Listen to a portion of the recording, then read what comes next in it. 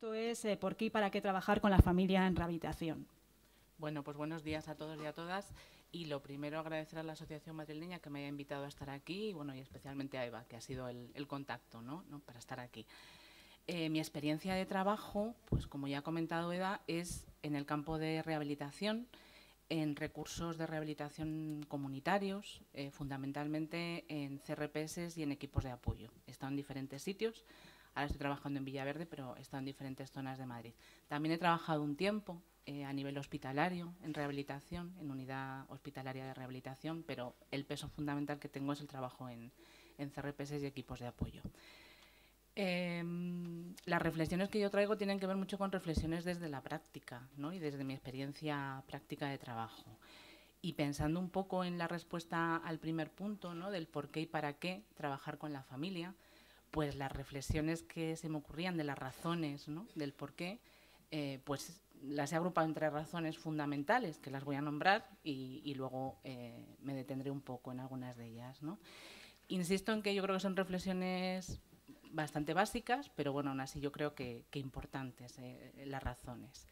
La primera razón, pues yo creo que son los modelos teóricos y asistenciales en los que se basa y desde los que surge y trabaja la rehabilitación, ¿no? En estos modelos teóricos y asistenciales en los que se basa, yo creo que todos contemplan el trabajo con lo individual, con lo interpersonal y con la comunidad. Y para mí son como elementos clave del por qué trabajar con la familia, ¿no? El modelo de salud comunitaria pues contempla los factores biológicos, psicológicos, sociales de la salud. El modelo de salud mental comunitaria contempla la necesidad de trabajar con la comunidad, la importancia de que la comunidad se responsabilice y se implique en el trabajo en la salud, los grupos de apoyo mutuo, el asociacionismo. Yo creo que son ejemplos, ¿no? De cómo la comunidad, no los únicos, ¿no? Pero de cómo la comunidad se puede implicar, ¿no? En este trabajo en la salud. Los modelos de competencia, que para mí también son modelos básicos y que yo creo que tenemos siempre en mente en la rehabilitación, ¿no? Hablan de trabajar la competencia individual y la competencia y desarrollar comunidades competentes, ¿no? Desde estos modelos se contempla que los problemas de salud y la incidencia de los problemas de salud pues depende de los recursos disponibles, ¿no? En la comunidad. Recursos tanto personales como de relación, como en la propia comunidad, ¿no? El modelo de vulnerabilidad, que es otro elemento teórico básico para mí en rehabilitación, contempla, no lo voy a detallar porque lo conocéis, ¿no? Pero yo creo que sigue siendo un modelo básico para intentar integrar todas las acciones, ¿no? Del tratamiento integral para la esquizofrenia. Y sabéis que este modelo contempla como aquellos elementos en los que más podemos trabajar, que son lo que se conoce como variables moderadoras, pues contempla el trabajar con las habilidades de la persona, que la persona desarrolla habilidades, el apoyo social es otro elemento clave en el modelo de vulnerabilidad y el nicho ecológico, ¿no? Para mí esto es otro elemento clave en el trabajo en rehabilitación. Los modelos que han surgido más teóricos en rehabilitación, el desarrollo de programas, sobre todo en los años 80, ¿no? Los modelos psicosociales, ¿no? De rehabilitación, pues en todo se desarrolla el trabajo con familias, desde diferentes enfoques, pero con 3 elementos clave, ¿no? La información, yo diría la información como un derecho, no como un adiestrar, ¿no? O como un educar, sino la información como un derecho. El trabajar, el pensar que la gente es competente para mejorar habilidades y capacidades, y la comunicación, ¿no? También como un elemento clave en estos modelos. En los últimos años, como otro elemento teórico, como una revisión de la rehabilitación con el paradigma de la recuperación, yo a veces cuando oía hablar del paradigma de la recuperación con su peso en la subjetividad, ¿no? En entender la rehabilitación como un proceso personal y único, bueno, a veces cuando oía estos discursos sí que me quedaba un poco la parte que hacemos con lo social, ¿no? Que hacemos con la interrelación, ¿no? Si la recuperación es un proceso personal, pero profundizando un poco más, ¿no? en las aportaciones, ¿no? Del paradigma de recuperación, yo creo que elementos clave que este paradigma dice es que habla de las relaciones de recuperación, ¿no? y cómo las personas que están en este proceso de recuperación o que nos hablan de su experiencia personal hablan de la importancia de las relaciones cercanas, de la confianza de la confianza en estas relaciones como un elemento vital para la recuperación. Otro elemento clave en la recuperación es la recuperación de la identidad recuperada y la identidad que tiene que ser validada también por lo interpersonal, ¿no? Y otro elemento clave en la recuperación es la recuperación en la comunidad, ¿no? Se habla de desempeñar roles valiosos, roles en la comunidad, activos, y yo creo que es otro elemento teórico clave. Me quedan 2 minutos, voy a decir las otras 2 razones, por lo menos nombrarlas mínimamente. Otra razón fundamental es que el elemento principal de la red de apoyo social para las personas con trastorno mental son las familias, ¿no? Cuando se analizan las redes sociales de las personas con trastorno mental severo, el elemento clave son las familias. Sí que hemos hecho una revisión de cómo cambian las situaciones de convivencia, analizando algunos centros del año 92, cuando se abrieron algunos centros similares al mío, y en el 2015, tengo aquí los datos pero los voy a resumir porque si no, no me da tiempo.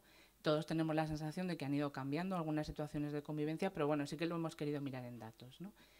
Y en los datos, analizando cómo es la situación de convivencia de la gente que atendíamos en el 92, cuando se abrieron los centros, y ahora, bueno, pues ocurre lo que creo que todos imagináis, ¿no?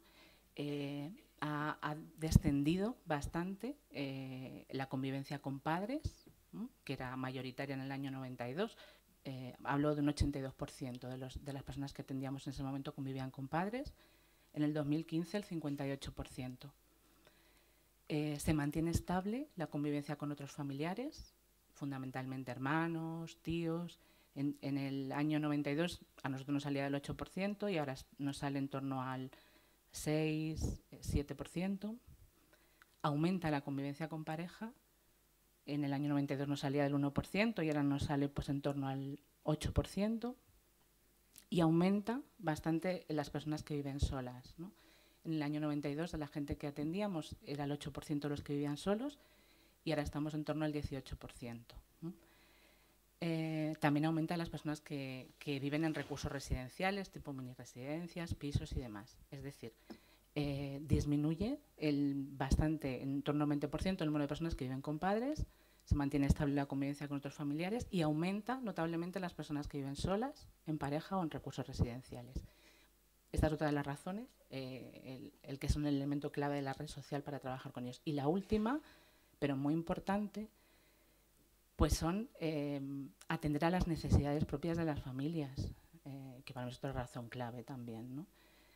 Algunas de estas necesidades vienen derivadas de que en la familia hay una persona con trastorno mental, pero otras necesidades que tienen las familias no tienen que ver, ¿no?, con que haya una persona con trastorno mental, y son necesidades propias. En el entorno en que yo trabajo, casi siempre he trabajado en la zona sur de Madrid, ¿no? Y casi siempre en quien he estado más implicada con el trabajo con familias han sido con los trabajadores sociales del centro, ¿no? Y quizá por eso, pues, por zona sur y por compartir trabajo con trabajadores sociales, pues sí que quería llamar la atención, bueno, pues sobre las necesidades a nivel social que tienen las familias, ¿no? Las familias con las que nosotros trabajamos, ahora en esta situación de crisis ni os cuento, ¿no?, pero antes también, ¿no? Son familias muchas veces en situaciones de mucha precariedad a nivel social, ¿no?, con mucha dificultad para acceder a recursos, para moverse, para intentar mejorar su situación, en una situación de indefensión, instalados durante mucho tiempo, ¿no? Entonces, el poder atender, ¿no?, a esas necesidades a nivel social, a esa precariedad de vivienda, de problemas económicos graves, de desahucios, de exclusión, ¿no?, con el trabajo con inmigrantes, como propio núcleos, en todo el núcleo familiar, no solo en la persona con trastorno mental. Está claro que es un derecho para las propias familias y está claro que también va a beneficiar como miembro de esa familia el trabajo con las personas con trastorno mental. Juan. Buenos días, y también agradecer a la organización que me haya invitado, a Eva, para participar en la mesa. Como Ángeles, pues mi recorrido profesional es principalmente en los centros de rehabilitación, centro de día, equipo de apoyo.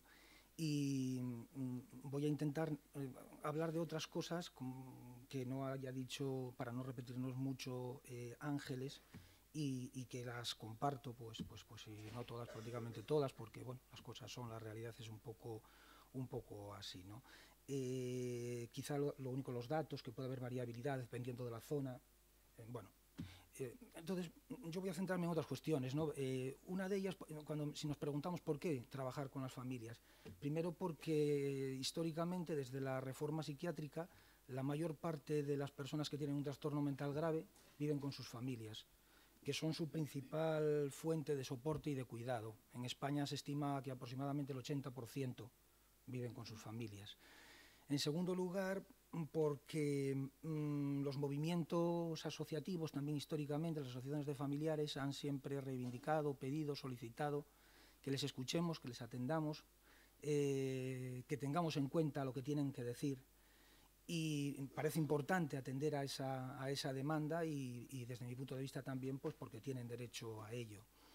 Luego hay otra razón que tiene que ver más con las investigaciones, con los estudios que hay hechos, muchísimos desde los años 70, sobre trabajo con familias, sobre su importancia, sobre su eficacia, sobre lo que producen, y que se recogen, por ejemplo, en las guías de tratamiento, en los protocolos de expertos, en los que expresamente recomiendan la intervención con familias. Así se hace eco de ello el Sistema Nacional de Salud, nuestro Sistema Nacional de Salud, y las investigaciones que hay sobre la importancia y la eficacia o las repercusiones que tiene el trabajo con familias, una y otra vez indican que al menos reduce la tasa de recaídas, disminuye el número de ingresos, los síntomas positivos, la carga objetiva y subjetiva que soporta la familia, la emoción expresada como una de las variables principales de riesgo de recaída, y también contribuye a mejorar el bienestar de las familias y el funcionamiento psicosocial de la persona afectada. Otra razón tiene que ver, que ya lo comentó Ángeles, con que parece cada vez más claro que la familia, más que estar implicada en la etiología de la enfermedad, está más implicada en el curso, como bien decía Ángeles, en el planteamiento que hace la hipótesis de la vulnerabilidad, entendiendo la familia como una variable moduladora entre el impacto del estrés y la vulnerabilidad psicobiológica de base, entendiéndose que el trabajo con las familias aumentaría la probabilidad de que se constituyera, más que como una variable de riesgo, como una variable protectora para la persona. También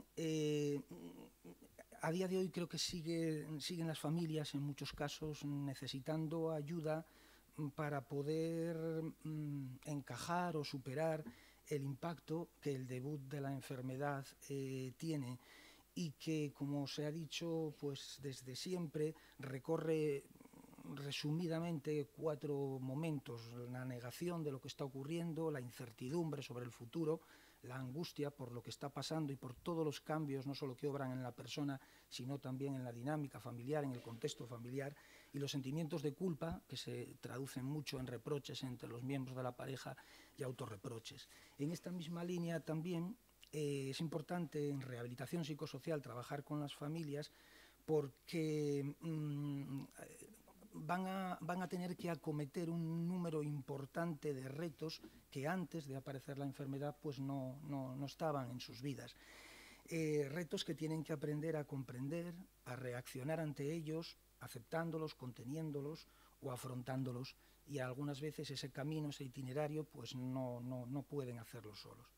Y también por los costes emocionales que una problemática como esta supone en los familiares, que se podrían resumir en ansiedad, en tensión, culpa, desmoralización, dolor, frustración, desesperanza, impotencia y vergüenza, y también por las repercusiones que eso provoca en el familiar afectado. Y respecto, cojo el último de estos costes emocionales, que es de la vergüenza, para llamar un poco la atención sobre el tan traído y llevado tema del estigma, que quizá hemos un poco olvidado, que si bien afecta mucho a la persona que tiene la problemática, también afecta a la familia. También la familia es estigmatizada y sufre el estigma social. Y otra razón tiene que ver, también apuntada por Ángeles, que para nosotros que llevamos tiempo, no solo lo hemos leído, lo hemos escuchado a otras personas, sino que lo hemos constatado en la práctica diaria. Para transitar de manera acertada y correcta procesos de recuperación y de rehabilitación es imprescindible la colaboración activa de la familia y la implicación en todo ese proceso. Y porque la siempre inexcusable, necesaria, fundamental evaluación inicial que hay que realizar cuando una persona llega a un recurso de rehabilitación, en la mayor parte de las veces esos resultados de la evaluación nos están indicando que es necesaria la intervención con la familia.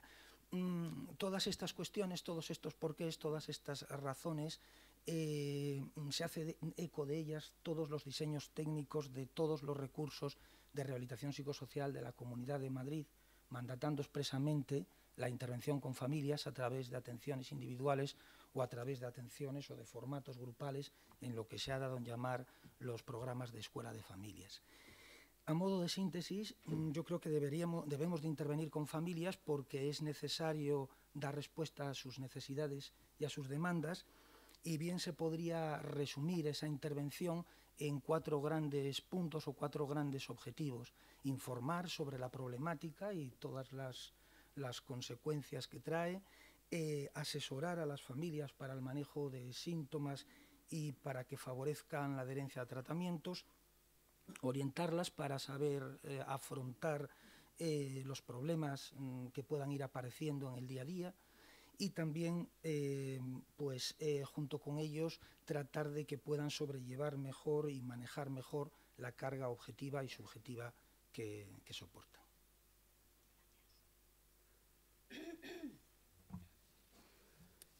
Buenos días. Gracias por la invitación a esta mesa, que en principio parece muy estimulante. Vamos a ver qué tal sale el debate. A mí me gustaría darle una vuelta más al planteamiento que han hecho Ángeles y Juan, intentando reflexionar acerca del proceso de rehabilitación que tiene que hacer una persona diagnosticada, ¿no?, cuando la derivan a un centro a un recurso de rehabilitación. En principio, la forma de entender el proceso de rehabilitación que pueda realizar una persona de estas características, trastorno mental grave, severo, y la inclusión de la terapia de familia como parte imprescindible, ¿no?, del proceso, depende de los profesionales que les acompañen. Depende de cómo entiendan el proceso de enfermar y, por tanto, el proceso de recuperarse. Además, dependiendo de este marco teórico particular, se establecerán unos objetivos u otros, ¿no?, en la terapia familiar. Yo, para ponernos en situación, me gustaría dibujaros un poco, ¿no?, el cómo lo he visto yo a lo largo de los años que está en centros de rehabilitación. Cuando la persona diagnosticada llega al recurso, no suele traer una demanda. La demanda proviene o bien del profesional derivante o bien de la familia.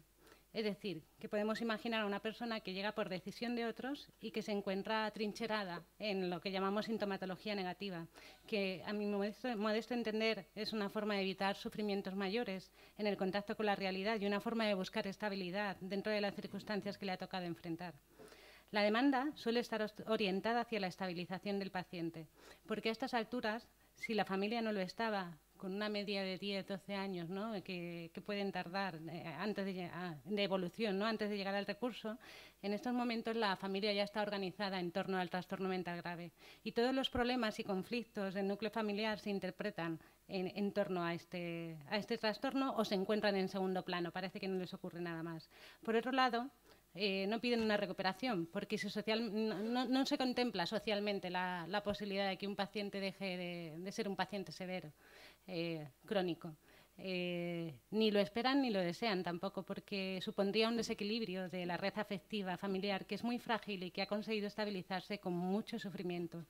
Entonces, por un lado tenemos un individuo que está cosificado, un problema que se deposita en la institución y que se deja hacer. Por otro lado, un grupo familiar que demanda un cambio, pero solo hacia la estabilización. Y todo esto ante unos profesionales que se enfrentan al reto de gestionar las angustias psicóticas derivadas de estos grupos familiares, las propias de cualquier equipo que se plantea una tarea común y las personales que se reactivan en este entorno.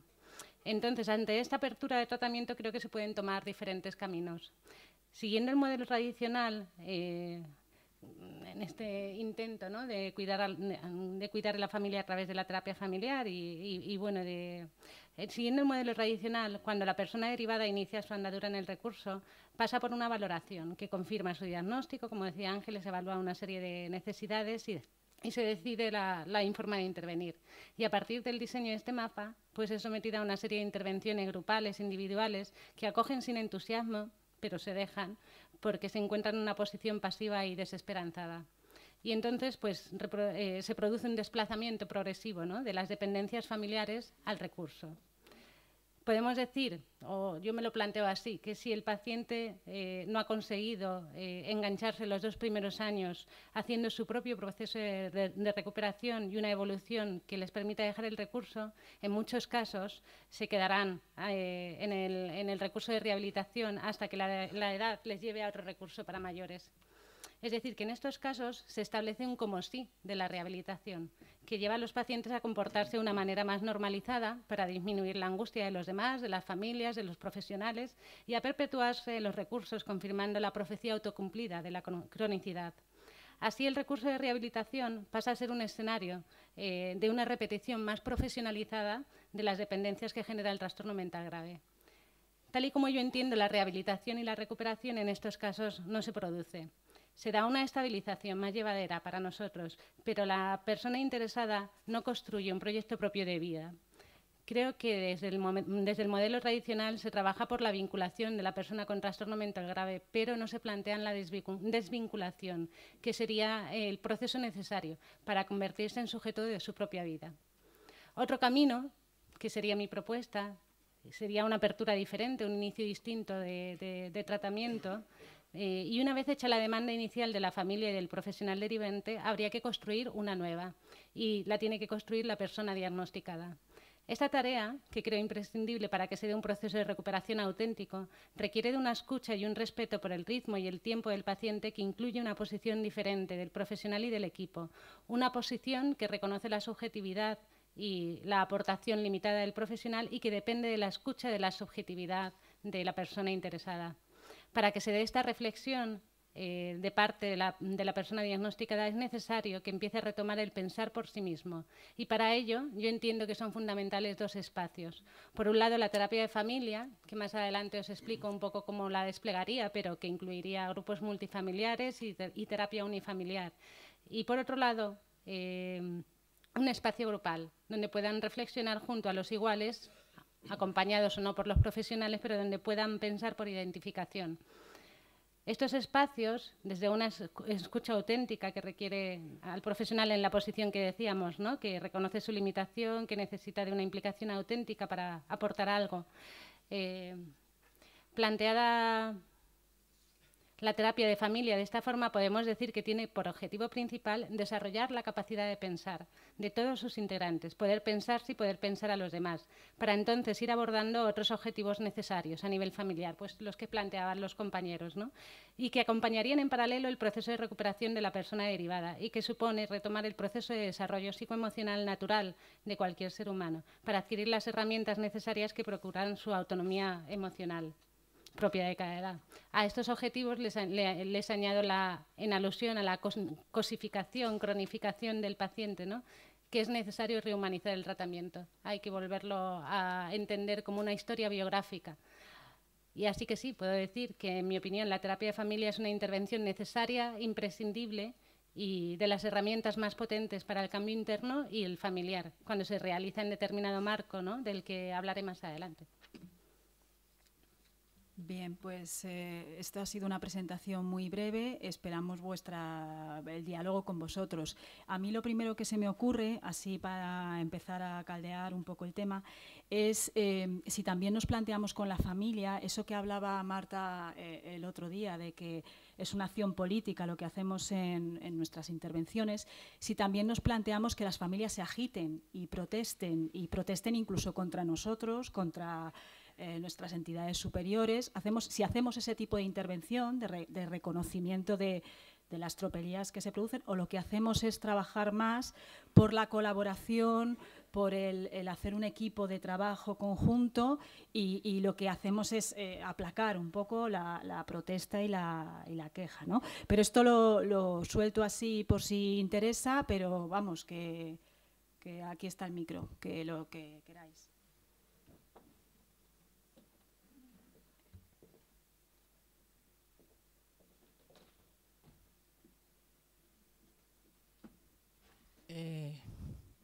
Buenos días. Bueno, ya me sabéis que soy. ¿Se oye, no? ¿Se oye? A ver, ¿cómo se está realizando el trabajo con familias en nuestro ámbito? Yo es una crítica que igual escuece a alguien, y es que y va en relación a los recursos específicos. Nosotros desde los servicios de salud mental mandamos consideramos, ¿no?, que tiene que ir a un centro de día, entonces se empieza a trabajar con él, empiezan a trabajar con las familias. Bueno, voy a empezar de antes, a un equipo de apoyo. Se empieza a trabajar con él, empiezan a trabajar con las familias, tienen reuniones con ellas, van a la casa, tal y cual. Pasa a un centro de día, vuelven a trabajar con las familias, vuelven a las escuelas, las vuelven a preguntar 200 cosas. Pasa a un CRL, vuelven a trabajar con las familias, se reúnen cada no sé qué. El enfoque es distinto porque es un CRL laboral, el otro es un... Sí, pero es que están mareaditas, ¿vale?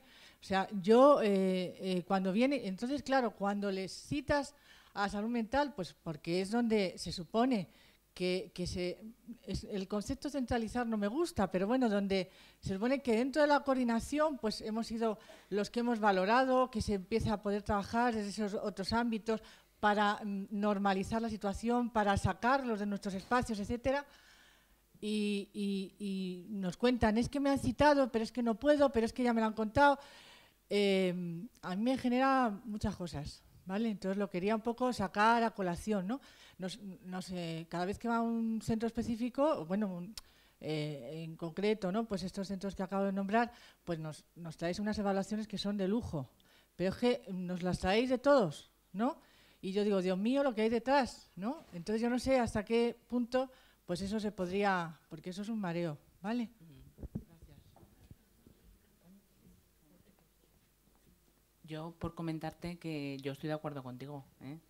Y bueno, sí que, por ejemplo, gente que ha pasado por grupos de familias en otro lugar, que puede ser una asociación o puede ser algún otro recurso, para nosotros a veces es un criterio de no volverle a incluir en un grupo de familias, salvo que yo creo que los grupos, aunque hablaremos luego, tienen un elemento de apoyo social, ¿no?, y de apoyo mutuo, que me parece que eso hay veces que las familias sí que les viene bien y son ellas mismas las que lo piden, ¿no? Pero no les indicamos que tengan que venir al grupo de familia, y sí que se valora, y yo te digo que para mí es un criterio, ¿no?, de gente que ha estado en espacios grupales, en otros lugares, puede ser un criterio de no inclusión, salvo que la familia valore, ¿no? Porque también hay familias que te vienen diciendo que valoran ese espacio de grupo que tenían en otro lugar, ¿no? Yo creo que también con las evaluaciones que tú dices, estoy de acuerdo también. Nosotros también intentamos en casos que han estado en otros recursos, ¿no?, siempre pidiendo permiso a la persona y a la familia, pues no repetir lo mismo, ¿no? Es decir, que hay parte de la información que intentamos tenerla, ¿no?, con la coordinación con otros recursos. Y sí que luego hay una parte que yo creo que de evaluación, como yo la intervención, luego hablaremos, pero la entiendo también como un proceso un poco a construir con la familia, ¿no? Nosotros no tenemos una indicación exacta de que todo el mundo vaya a lo mismo, ¿no? Depende de lo que la familia te plantee, depende de en qué momento esté. Sí que hay una parte de evaluación en esta parte de a construir, que para mí a construir el trabajo con la persona y con la familia, pues hay algo que tenemos que empezar a valorar desde el principio. Sé que hay entrevistas iniciales que nos permiten empezar a construir algo, ¿no? Pero sí estoy de acuerdo en parte, ¿no?, en eso. Bueno, que yo creo que al menos tenemos conciencia, ya hablo por mí, ¿no?, de esto que dices, ¿no? Otra cosa es cómo lo intentamos manejar, ¿no? Hola, buenos días. Me llamo Paloma de Pablos y teníamos una comunicación sobre familias que, como no hay espacio para todos, a mí me parece mucho más interesante escuchar a la gente que estáis en este momento en la intervención en la red, que gente que hemos estado 20 años trabajando con familias, pero que por diferentes motivos ahora los dispositivos no han continuado. Pero quería comentar algo, que yo creo que la apuesta de este congreso me parece una apuesta muy valiente y muy necesaria, pero yo no sé si las personas que estáis aquí, hasta dónde se es consciente de lo que significa dar este giro del pasar de la etiquetaje a la construcción de significados, y en el trabajo particularmente con familias, lo que eso significa respecto de dónde situar a las familias dentro de la intervención o el proceso de tratamiento. Yo creo que el giro que se está planteando es radical y que llevará mucho tiempo crear nuevas maneras compartidas de pensar el trabajo con lo familiar dentro de la red.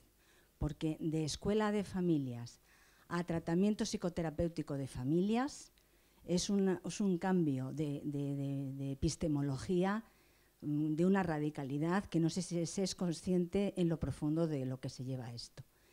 Entonces, nada, quiero animar a todo el mundo a tomárselo con muchísimo timing, con muchísimo tiempo y paciencia, y también quisiera hacer una reflexión de que con demasiada frecuencia entiendo que este asunto de dar información a las familias sobre el trastorno mental grave está demasiado basado en el modelo de la esquizofrenia, y que hay muchos trastornos de las estructuras familiares que no son la esquizofrenia y que dan una carga de trabajo en salud mental importantísima, que son los trastornos de personalidad, por ejemplo, que yo creo que esto es consciente en todos los que estamos aquí. Y entonces creo que estar siempre con ese modelo de referencia para pensar cómo situar la información del trastorno mental grave a las familias, pues yo creo que hasta un poco que tendría que estar pasado, ¿no? Que tendríamos que estar en otra cosa. Pero bueno, las cosas se hacen poco a poco. Yo estoy muy contentísima de cómo se llama este congreso y creo que es esperanzador. Y nada más, quería decir eso. Muchas gracias. Hola. Bueno, es que estaba primero Pepe. Paula. Vale, perdón.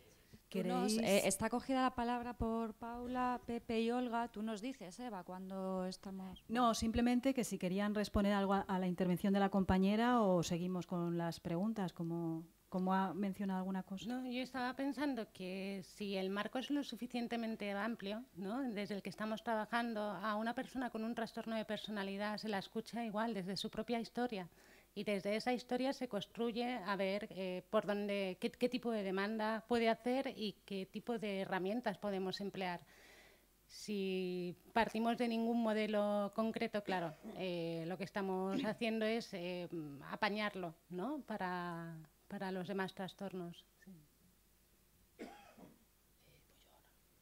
Hola, bueno, yo me llamo Paula y bueno, en relación a todo el tema de las familias, como vivimos en un país mediterráneo, donde el familiarismo es un hecho, ¿no?, donde es el peso del bienestar social muchas veces cae sobre los hombros de la familia, y después pues, con los temas de discapacidad en general, ¿no?, pues se continúa este modelo, ¿no? Entonces, yo cuando decís que atendéis a las... Bueno, que una de las cuestiones que tratáis es atender a las demandas de las asociaciones de familiares, ¿no? Es otra cuestión. Las asociaciones de familiares están, de alguna manera, teniendo un peso político muchísimo mayor que las de personas usuarias o exusuarias, ¿no?, lo que sea. Entonces, bueno, yo creo que está bien escuchar las demandas de las asociaciones de familiares, pero también estaría muy bien, por ejemplo, potenciar, ¿no?, o sea, el asociacionismo nuestro, ¿no?, o sea, en vuestro trabajo con las personas usuarias. Luego, otro tema del que quería hablar, que voy a ser muy breve, claro, ¿qué pasa cuando la familia es parte del problema, ¿no? Yo me estoy acordando del año pasado en el congreso de la Fundación Manantial, que hablaba John Reed, ¿no?, que hablaba de familias infelices, ¿no?, qué pasa cuando el origen del trastorno mental o del problema que tenga la persona está en la familia, no sé, en abusos, en negligencias, en maltratos, en relaciones muy conflictivas, en exceso de proteccionismo, etcétera, etcétera. Y al hablar de modelo de enfermedad, que os he oído varias veces hablar de enfermedad, que el modelo de enfermedad viene del enfoque biologicista. El enfoque biologicista niega la narrativa personal, con lo cual si hay un conflicto ahí latente de que parte del problema de la persona esté causado por la familia, pues el peso que se tiene en las familias está siendo contraproducente para la recuperación de la persona, ¿no? Porque no se está abordando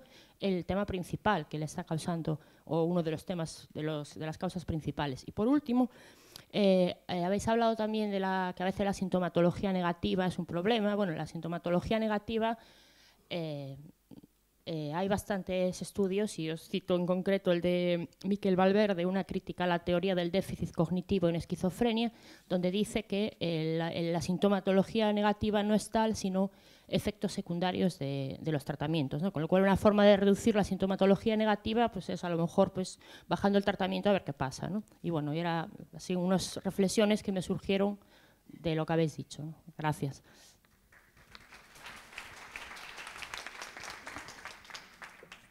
Yo sí que quería comentar algo en relación con lo que has dicho, ¿no? Que yo creo que lo que comentas del impulso al asociacionismo, totalmente de acuerdo, ¿no?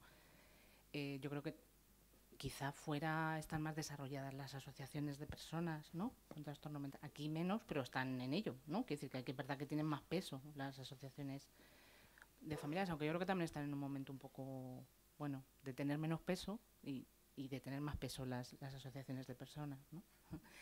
Desde mi experiencia de años, yo creo que sí que al inicio de las asociaciones, bueno, yo te hablo de mi experiencia, sí que se impulsó bastante la creación de asociaciones de familiares.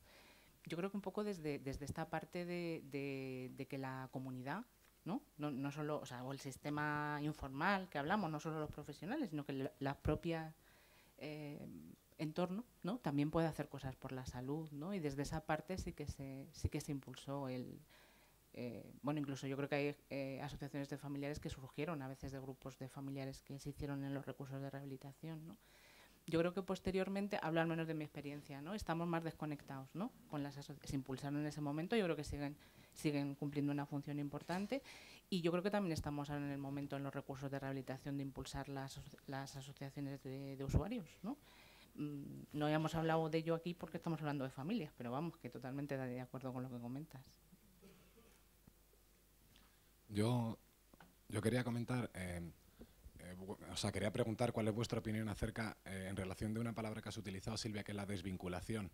Yo ando últimamente muy enredado en darle vueltas a esta historia, porque asumiendo la importancia del vínculo en el acompañamiento y en el tratamiento a personas con sufrimiento psíquico y a sus familias y en todo el proceso, centrándome en la pregunta del por qué y para qué, me viene un poco también la idea del, bueno, el para qué, hacia dónde, cuál es el final, con qué objetivo.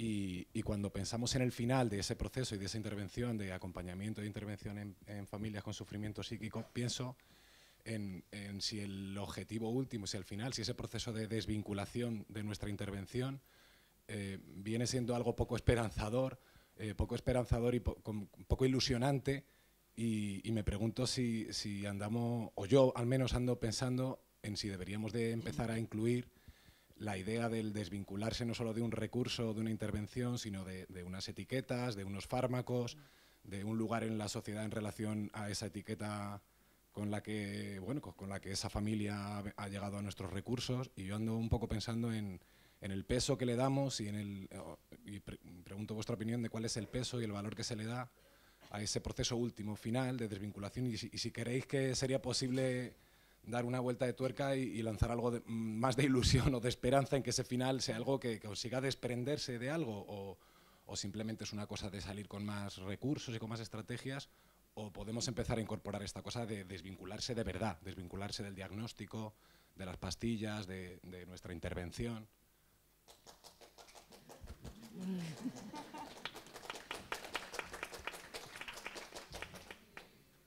Sí. No me lo puedo plantear de otra manera. Es decir, si trabajo con pacientes en rehabilitación sin marcar un objetivo esperanzador, ¿no?, que la persona diagnosticada pueda desvincularse, pueda llegar a un punto en el que se ha diferenciado lo suficiente de su familia de origen, que sería algo natural como para poder pensar por sí mismo, y que eso le permite seguir un proceso de desidentificación, de desalienación. Es decir, que en el norte estaría, que pudiera tener un criterio propio que fuera más allá de todas estas identidades, ¿no?, que nos van colocando con las etiquetas, y me planteo, claro, la función que hace el recurso de rehabilitación ahí cuando se quedan pegados al recurso de rehabilitación. Al final la etiqueta como persona con enfermedad mental grave, crónica, lo llamemos como lo llamemos, severo, larga duración, da igual, termina siendo su lugar en la vida y su lugar en la familia. Entonces, yo creo que el planteamiento tendría que ir enfocado a qué función cumple ahí el recurso de rehabilitación, y dentro del recurso de rehabilitación entiendo que la terapia de familia es un instrumento muy potente para que pueda hacer este proceso de desalienación, ¿no?, separándose de la familia, separándose del recurso de rehabilitación y tomando sus propias decisiones acerca de qué es lo que quiere hacer con esto que le ha pasado en la vida, ¿no? Sí, fundamental. Sin eso no sería capaz de trabajar en rehabilitación. Yo diría dos cosas, ¿no?, respecto a que queden vinculados de por vida a rehabilitación usuarios y familias. Pues eso sería un error garrafal, porque la rehabilitación parte del principio de que no es un fin, sino un medio. Y después, también para reflexionar, las personas llegan a los recursos de rehabilitación con una etiqueta y las familias son familiares de alguien etiquetado, pero llegan así porque alguien les puso la etiqueta.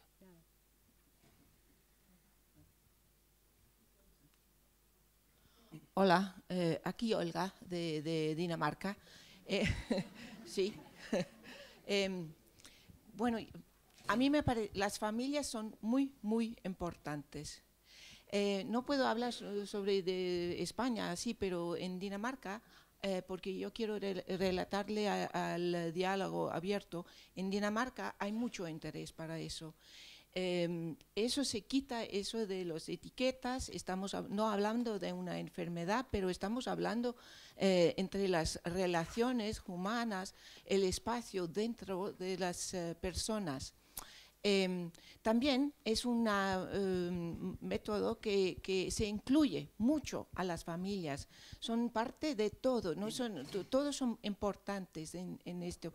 Y lo que nosotros en Dinamarca estamos hablando mucho, y esos son los usuarios, los sobrevivientes de la psiquiatría, las familias, es que tienen unos números que son muy fenomenales, ¿no?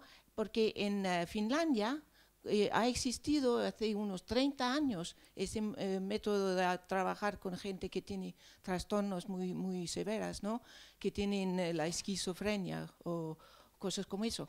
Y estamos hablando del 83% que después de 5 años la gente está trabajando, estudiando y eso. En Dinamarca estamos hablando sobre, en la psiquiatría, que solamente son 20% que están recuperadas y eso. Así que hay una diferencia muy, muy grande. Una de las cosas que nosotros estamos hablando, nosotros y las familias estamos mirando y decimos, bueno, fíjate, si eso fue cáncer, si eso fue cáncer, en Dinamarca 20% se sobrevive, pero no muy lejos, 83% están recuperando. Pues fíjate, no se van a aceptar eso.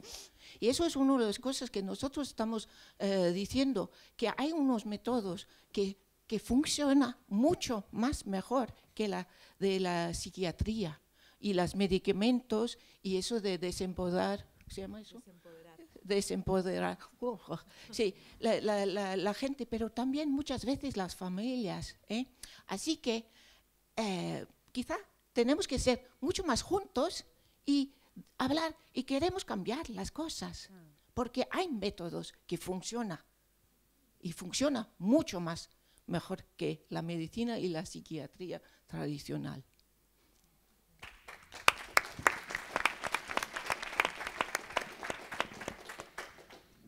Una cosita, como estamos todavía en el primer punto, yo no sé si os apetece más, o sea, yo creo que todavía no han hablado de cómo lo hacen y están surgiendo muchas cuestiones que tienen que ver con el cómo. Entonces yo os diría meternos un poco con el cómo y continuar con el debate, si os parece, y que no se nos olvide quién quería participar. Anotarlo, lo que sea, ¿vale?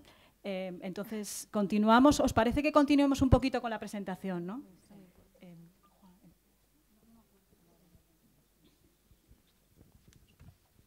Vale, pues vamos a otro punto, a ver si también este punto da para tantas reflexiones y pareceres. El cómo intervenir, yo diría que primero debe de haber, desde mi punto de vista, una evaluación antes de la intervención, en la que, entre otras cosas, se debe de recoger las demandas de la familia, las necesidades de la familia, y a partir de ahí hacer un diseño de intervenciones que los profesionales, conjuntamente con la familia, van aplicando en distintos contextos según pues, los resultados de la evaluación nos vayan indicando. Puede ser un trabajo en los centros, puede ser en la comunidad, puede ser en el domicilio. Y fundamentalmente desde dos formatos, un formato individual y un formato de grupo de trabajo con familias. Los contenidos, hablo de rehabilitación psicosocial, los contenidos de ambos formatos no difieren excesivamente. Evidentemente la metodología sí. Las atenciones individuales pretenden más resolver cuestiones concretas, específicas, singulares de una familia, y las atenciones en grupo plantean tratar temas de interés para todas las familias. En los formatos individuales, en el trabajo en rehabilitación, dan soporte, dan apoyo, refuerzan el trabajo que se hace en grupo. Por ejemplo, en el trabajo individual con la familia se intenta conjuntamente con ella que sea capaz de adaptar a su realidad concreta las cuestiones que se van tratando en el grupo, y también darle las herramientas, en el caso de que no lo tenga, para que eso repercuta en su día a día, porque esa es la clave de un trabajo en grupo, que las cosas que allí se traten tengan que ver con la vida de las personas, con la realidad concreta que viven las personas. Y el profesional hacer un seguimiento de cómo eso está repercutiendo en la vida de la persona y si eso se está llevando a término, para informar a los responsables o al responsable del grupo, y que así haya una comunicación entre los que hacen un trabajo individual y un trabajo grupal. Los dos formatos tienen que presentarse o verse como vasos comunicantes constantemente. Para que la intervención en rehabilitación psicosocial, tanto a nivel individual como grupal, cumpla con su cometido, siempre se ha dicho que el profesional ha de intentar ajustarse lo más posible a estos principios básicos. Uno, saber crear un clima de confianza que facilite la alianza entre el profesional y la familia. Otro, mantener una escucha activa de la familia, escuchar lo que tienen que decir, lo que nos tienen que contar. Ajustar las propias expectativas del profesional y de la familia respecto de lo que se va pudiendo y no pudiendo conseguir, y también empatizar con la familia. Además, siendo esto un principio que a veces desatendemos un poco y que a mí me parece muy importante, ser capaces de crear las condiciones que favorezcan un rápido acceso de las familias a los profesionales. O sea, rápido y sin complicaciones, que puedan acceder rápido a los profesionales. Yo diría también que todos los modelos de rehabilitación psicosocial que se recogen en la literatura y que se han venido poniendo en práctica y que también han evidenciado pues, eficacia, como decía antes, yo creo que comparten al menos uno de estos tres ejes de intervención, si no los tres. Por una parte está la psicoeducación, en el sentido de informar, aconsejar, orientar a la familia sobre la problemática, desmontando mitos, falacias o falsas creencias que puedan tener sobre lo que le pasa al familiar, para así evitar situaciones de sobreprotección o también de refuerzo del rol de enfermo o de conductas asociadas a la problemática. Y por contra, que las familias favorezcan la autonomía de la persona, roles normalizados y conductas prosociales. En segundo lugar, el segundo eje que comparten todos los modelos de intervención con familias en rehabilitación psicosocial, o al menos muchos, sería enseñar a la familia o trabajar con la familia para que sepa afrontar y resolver problemas. Y por último, la comunicación. Trabajar en comunicación para conseguir muchas cosas, resumo algunas. Una de ellas, que la mayor parte de los nexos de comunicación entre la familia y el familiar afectado, de manera implícita o explícita, no pasen siempre por la enfermedad, por la problemática, consiguiendo, por ejemplo, que la comunicación familiar no sea paradójica, confusa, hipercrítica, hostil, que sepan expresar la familia emociones positivas, que formulen correctamente una crítica, saber cuándo, dónde, cómo hacerlo. Y pongo un ejemplo prototípico de la metodología que se puede seguir para mejorar la comunicación en la dirección que estoy señalando. Conjuntamente con la familia se especifican de la forma más concreta, más operativa que se pueda, las conductas de las cosas que hay que cambiar. Luego eso se traduce en comportamientos concretos a cambiar y el profesional guía a la familia a través de role-playing, de asignación de tareas y de otros procedimientos para que sea capaz de llevar eso que parece importante cambiar a la práctica. Si nos centramos en las intervenciones en grupo, yo diría que estas pueden ser más eficaces cuando el profesional sintoniza con las 4 técnicas propuestas por McFarland. La primera será la técnica de la triangulación, donde el profesional adopta un papel más directivo, de mayor control del grupo, al inicio del grupo, y durante las primeras sesiones pretende facilitar la cohesión grupal y disminuir la ansiedad de los participantes. Esta técnica se piensa que puede ser útil para introducir recomendaciones generales sobre cómo relacionarse y tratar al familiar afectado, enseñar también técnicas de resolución de problemas, es un buen momento para hacerlo, desde una metodología más directiva del profesional, y también sirve pues, para bloquear interrupciones impertinentes o inoportunas de unos miembros del grupo hacia otros miembros del grupo o hacia el profesional. La segunda técnica sería el señalamiento grupal, y mediante esta técnica el profesional recuerda recomendaciones generales, fija o reconduce temas a tratar, elogia los esfuerzos de la familia por participar en el programa y también por hacer un esfuerzo para el cambio, reconoce la carga que soportan, empatiza, se hace eco de los problemas, de las angustias que tiene la familia y señala al grupo coincidencias, problemas, soluciones y sentimientos que surgen en la dinámica grupal, haciéndoles ver que todas estas cosas no solo son comunes a las personas que participan en el grupo, sino a la gran mayoría de las familias que tienen un familiar diagnosticado, por ejemplo, de esquizofrenia. Esta técnica parece útil para poner de manifiesto, por una parte, la experiencia que tiene la familia en el trato, en la relación con la persona afectada, poner en valor que pueden ser buenos colaboradores en el tratamiento y también su capacidad para ayudar a otras familias, es decir, para embarcarse en esos procesos de apoyo, de ayuda mutua. La siguiente técnica propuesta por McFarland es la solicitud de aportaciones y comentarios a todo el grupo o a un miembro del grupo sobre lo expuesto por otro participante. Mediante esta técnica pues, se fomentará la ayuda entre los familiares para que el grupo actúe como una red de apoyo. El profesional aquí ahora pues, tiene que conseguir el debate, la conversación, el apoyo entre los miembros del grupo ante los problemas que van surgiendo en la dinámica grupal. Y por último estaría el señalamiento sobre interacciones entre los familiares, donde el profesional ya solamente lo que hace es subrayar o matizar comentarios y se limita a guiar o a facilitar las conversaciones, los diálogos o los apoyos que surgen entre los miembros del grupo, dejando que sean ellos los que planteen los problemas y los que aporten las soluciones. Como veis, las primeras 2 técnicas de triangulación y señalamiento grupal se utilizan más al inicio del grupo y las 2 últimas, la solicitud de aportaciones y el señalamiento sobre interacciones, cuando el grupo ya está más rodado y más consolidado. En resumen, los profesionales se mostrarán más activos o más directivos en las fases iniciales de intervención para progresivamente ir abandonando este rol y permitir que las familias ganen en protagonismo y así terminen imponiéndose procesos de autoayuda, de apoyo mutuo y de cohesión grupal. Lo dejo aquí. ¿Eras dos o Silvia? Me parece.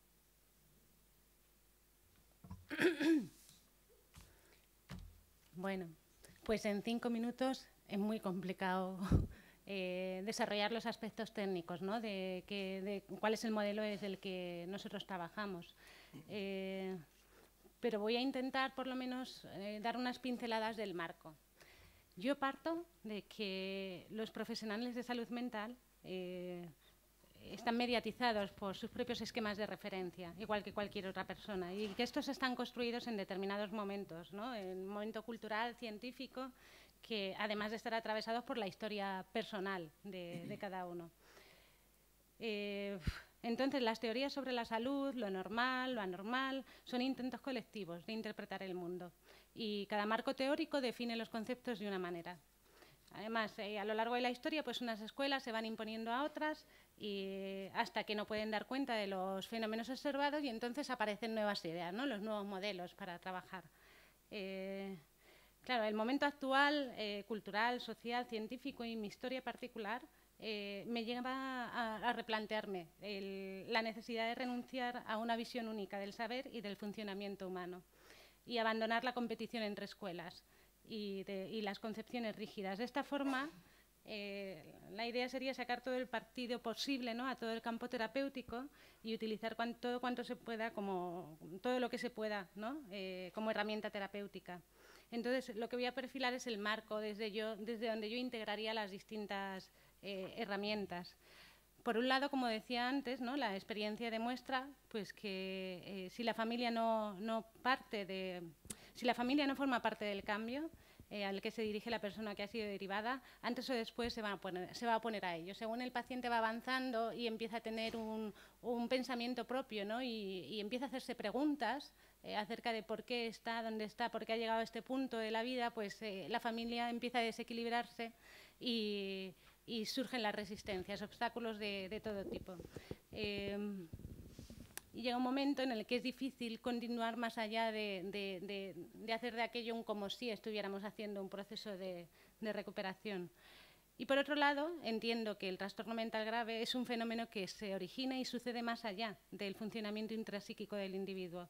Se trataría de una experiencia que forma parte de la vida del sujeto, pero también de toda la red afectiva, que participa no solo en el mantenimiento de ese funcionamiento patológico hoy en día, sino también en el origen, en el momento en el que aquello empezó a desarrollarse.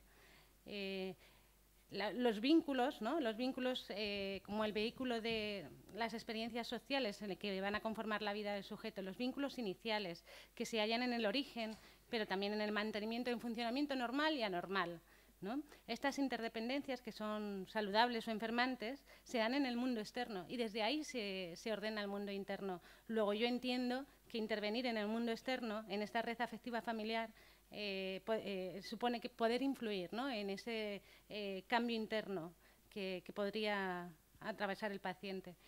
Por otro lado, considero la comunicación afectiva como la forma de intercambio con este mundo exterior que se teje a través del lenguaje, ¿no? Y desde la que establecemos los lazos afectivos, dando lugar al intercambio vincular que inaugura este espacio psíquico, el desarrollo del aparato psíquico y su evolución a lo largo de toda la vida. Otro concepto importante sería el de identidad, como un fenómeno central del ser humano que se halla en construcción a lo largo de toda la vida. Si eso es así y se hace a través del aprendizaje recíproco, ¿no? Entonces podemos empezar a plantearnos si hay que quedarse con la identidad de discapacitado o si se puede tener una evolución a partir de ahí, entendiendo el concepto de identidad como algo que está en la frontera entre lo individual y lo grupal. Vamos a tener que trabajar desde las dos perspectivas, ¿no? Por otro lado, la realidad como un constructo que se construye en el exterior y en el espacio de la comunicación y el lenguaje y que determina cómo se formulan los problemas y si se pueden resolver o no se pueden resolver. Es decir, esta familia y este paciente van a tener que relatar su historia tratando de integrar, ¿no? Todos los acontecimientos traumáticos vividos, los secretos, los duelos y los traumas. Y esto se hace a nivel individual y se hace a nivel familiar porque forma parte de la historia de todos. Yo lo veo como el grupo quizá, ¿no? Como el átomo con el que tendríamos que trabajar. Y todas estas coordenadas, por supuesto, colocan al profesional y a su supuesto saber en un lugar relativo. más como un acompañante que como un director del proceso de recuperación, y que necesita escuchar al paciente y a la familia para dibujar el camino entre todos, ¿no? Que ahí iría apuntando al modelo de diálogo abierto. Que este camino se encontraría en permanente construcción a lo largo de todo el proceso de recuperación y nos lleva a renunciar a esta visión única del saber y del funcionamiento humano. Otra coordenada, el rescate de todos los aspectos sanos y del potencial de la persona diagnosticada, como forma de ir construyendo en firme para poder soportar la reflexión y la deconstrucción, ¿no? El posible cambio, ¿no? De los aspectos patológicos, de su forma de estar en el mundo. Y finalmente, yo a esto le añadiría el potencial que supone pensar en grupo, tanto cuando se trata de grupos para iguales como grupos multifamiliares, porque de cualquier forma, pensar de manera circular, con muchas mentes, va mucho más allá de lo que se puede pensar a solas o de lo que se puede pensar con un solo profesional. Todo esto a través de las identificaciones, ¿no? Que es un concepto fundamental. Entonces, mi propuesta personal tiene en cuenta diferentes contextos. Yo creo que tienen que trabajar en muchos espacios, en espacios individuales, grupales, familiares. Las familias trabajan en terapia unifamiliar, pero también tienen que trabajar en la multifamiliar. Aparte de formar parte del proceso de recuperación, lo tienen que hacer de esta manera, ¿no? Entonces, de estos 3 espacios perfilados, estoy especialmente interesada en los grupos multifamiliares, como forma de integrar a las familias en el proceso de recuperación. Aporta el contexto sociofamiliar necesario, ¿no? para que se dé la mayor riqueza posible de gente pensando, ¿no? Y en este contexto participan todas las familias, todos los pacientes y todo el equipo, es decir, todas las personas que están implicadas en el proceso de recuperación de la persona que ha sido derivada al recurso. La idea es abrir un espacio para la experiencia que permita verse pensando y reviviendo la conflictiva o los conflictos habituales, ¿no? A nivel familiar y en relación a la vida, a la salud y en general, ¿no? Escuchar a los otros desde otro lugar. Mientras que los demás funcionan como espejos, ¿no? Y los demás podemos intervenir, ¿no? Para señalar y reflexionar acerca de lo que nos pueda parecer patológico y lo que nos pueda parecer rescatable, ¿no? Todos como agentes terapéuticos. Entonces, volviendo a la polémica entre las escuelas, este instrumento sería el paradigma de la inclusión de los diferentes modelos, el grupo multifamiliar, porque el marco general de hace 50 años partió del psicoanálisis, pero integrando herramientas del modelo sistémico y del cognitivo-conductual, y del resto de las disciplinas que trabajan en un grupo, o sea, en un equipo multidisciplinar. Bueno. Yo creo que actualmente existen grupos multifamiliares para personas con trastorno mental grave en todas las versiones posibles, desde lo más psicoeducativo hacia lo vincular, lo constructivista, en áreas sociales, sanitarias, educativas. Lo digo en alusión a lo que hablabais, ¿no? De la cantidad de sitios donde se atiende a las familias y la locura que puede suponer eso para ellas. El grupo multifamiliar se complementaría con la terapia familiar, donde la familia puede hacer un trabajo individual en el que se emplean técnicas propias de los modelos cognitivo-conductual y sistémico, pero dentro del marco de comprensión y escucha dinámico. También se emplea para asimilar lo acontecido en el multifamiliar y viceversa, ¿no? Se van llevando los contenidos de un espacio a otro. Y, bueno, lo de la posición del profesional yo supongo que más o menos ya lo he transmitido, pero es un participante más. Tiene que permitir que la familia se haga cargo de la tarea y que tienen que ir descubriendo por sí mismos y acompañados por el terapeuta los cambios que necesitan y la manera de llevarlos a cabo. No lo puedo ver de otra forma. Aporta lo que puede aportar. Y bueno, lo dejo aquí.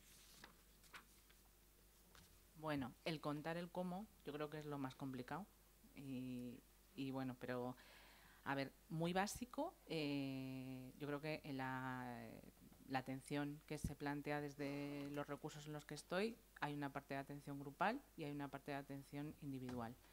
En la parte de atención grupal, en el recurso donde estoy, es solo, bueno, hay grupos para las propias personas y otros para familiares, quiero decir, las personas no participan en los grupos familiares, pero toda la atención individual que se hace a nivel familiar siempre participa la persona, no la entendemos sin que esté la persona, ¿no? Es decir, hay un espacio grupal para familias, pero en la atención individual siempre está la propia persona, ¿no? En la intervención familiar. ¿Desde qué modelos? Bueno, para ver el cómo lo hacemos, yo me he ido a pensar en los modelos. Los modelos que comentaba Juan, más de los modelos psicosociales, más dirigidos a esquizofrenia, ¿no? A mí los veo como más técnicas, pero necesitamos primero que las familias y las personas estén en otra posición, ¿no? Estos modelos que parten de las necesidades que la familia exprese o la persona exprese, pues muchas veces yo lo que me encuentro es que no expresan necesidades, o bueno, al menos yo no sé cómo transformar eso en una parte del trabajo, ¿no? Entonces, para mí hay una parte previa que es esa participación activa, ¿no? Y ese plantear necesidades. Yo creo que hay veces que la propia persona o la propia familia está en un momento en el que no es capaz, a veces solo se ven problemas, ¿no? Pero no necesidades, ¿no? Entonces, para mí, la primera herramienta básica es conseguir esta implicación activa, ¿no? Comentabas antes el tema de cómo desvincularse de los recursos, que no... Bueno, ese es un tema clave, pero yo tampoco despreciaría que muchas veces los recursos como de rehabilitación o otros recursos en los que se trabaja con lo grupal son un primer espacio de vinculación, ¿no?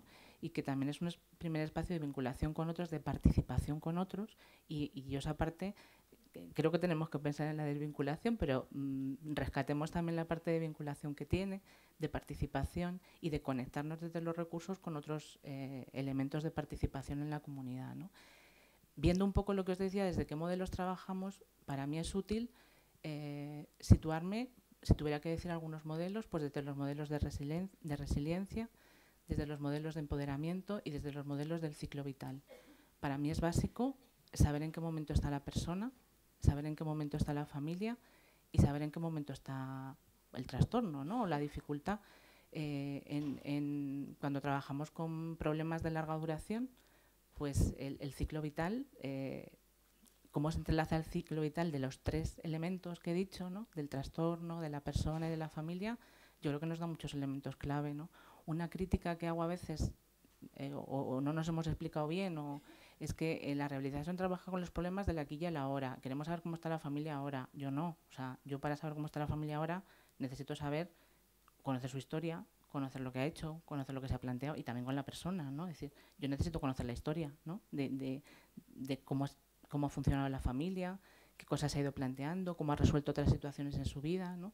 Entonces, para mí, el situarme en los modelos de resiliencia me ayuda y me ayuda a pensar en las capacidades, ¿no? de las personas, interesarme por lo que han hecho, por cómo han funcionado, por qué se han planteado, por cómo han salido otras cosas, insisto, las personas y la familia, entendiendo como la persona una parte de la familia.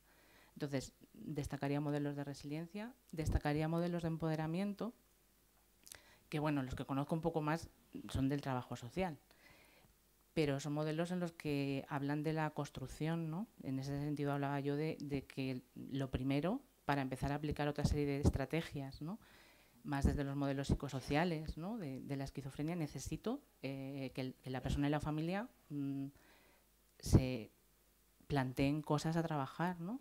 Y un proceso colaborativo como profesionales en ese proceso, ¿no? Y vamos a construir lo que se va a trabajar, ¿no?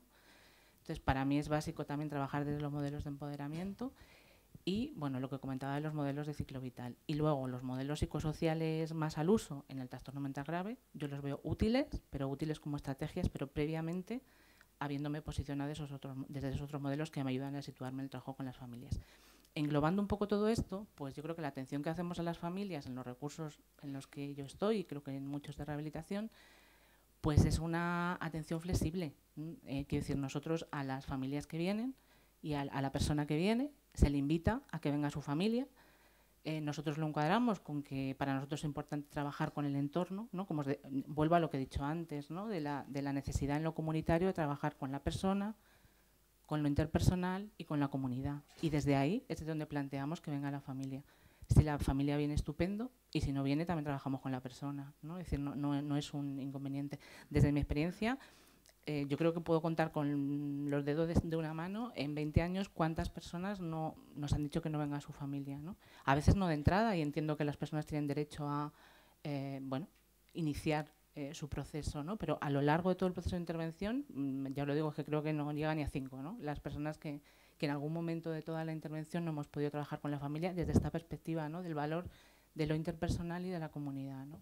Entonces, en este sentido, y ya acabo, la intención, hay familias con las que se plantea, yo creo que la idea es estar disponible. Hablaba al principio, que no me da mucho tiempo, de las necesidades que tienen las familias también, necesidades sociales y necesidades de dificultades que tienen en el seno de la propia familia. Tú hablabas antes de un poco lo perjudicial a veces que tienen las familias. Bueno, pues a veces las familias tienen situaciones disfuncionales que han vivido graves a lo largo de su vida de funcionamiento. Yo creo que todas las han sufrido todos los miembros de la familia, ¿no? Entonces, en ese sentido también será un apoyo. Pero, insisto, cuando digo flexible, estamos disponibles para la familia desde el inicio, y hay familias con las que se puede trabajar de forma más intensiva, sobre todo familias que se plantean trabajar lo relacional como una necesidad, familias y la propia persona, ¿eh?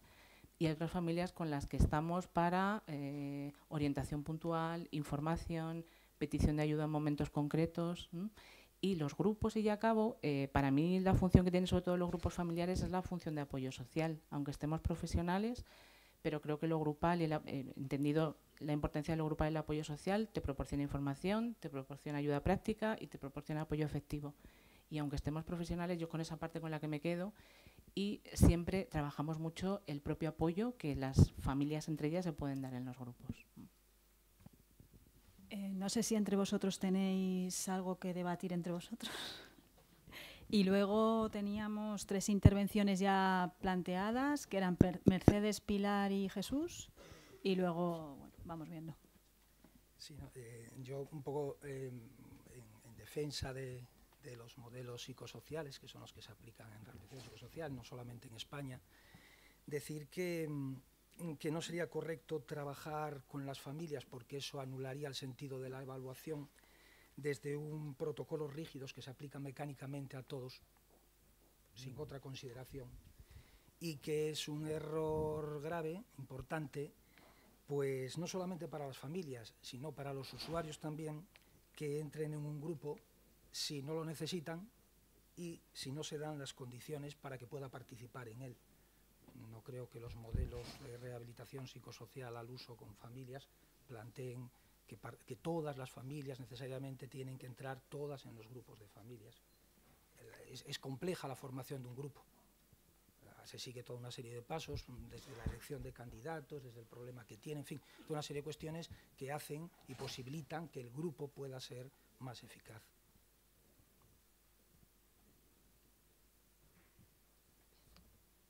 Buenas, soy Mercedes y soy psicóloga y bueno, estoy muy contenta de haber venido. Yo no soy del ámbito de la salud mental, trabajo más desde el ámbito educativo, pero también tenemos que luchar muchas veces contra las etiquetas y la verdad que nada más leer el título del congreso estuve toda la semana dándole vueltas que quería venir.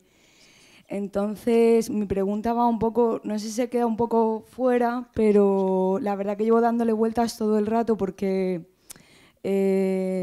tengo un caso en concreto y por eso me gustaría preguntarlo, en el sentido de que como lo que se está planteando aquí es el trabajo con familias, pero yo me pregunto si existe algún recurso para aquellas familias en las que la persona no está diagnosticada, no hay un reconocimiento de la enfermedad, pero la familia está sufriendo un estrés grandísimo, la persona está sufriendo un estrés todavía mayor porque está totalmente aislada y no sé si es que no hay más casos así, pero a mí me ha tocado de cerca, ¿no? Y al no ser de este ámbito no conozco tanto los recursos a los que esa familia podría acceder porque esta persona es mayor de edad, ¿no?